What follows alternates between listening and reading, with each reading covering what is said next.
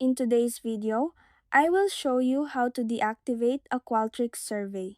First, open your browser, go to the official site of Qualtrics, and make sure you are logged in.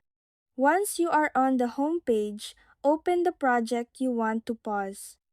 Deactivating a survey is incredibly important when you have reached your target sample size or your data collection deadline has passed, ensuring no extra or unwanted responses skew your final dataset.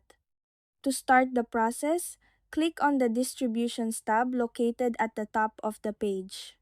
From here, select Pause Response Collection, which you can find either on the left-hand menu or directly on the main dashboard area. Next, Qualtrics will ask you how you want to handle partial responses.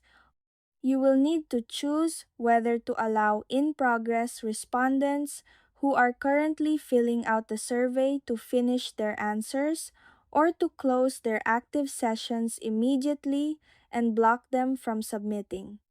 Once you have made your decision, click Pause Response Collection one more time to finalize it and take your survey offline. And that's it. That's how you deactivate a Qualtrics survey.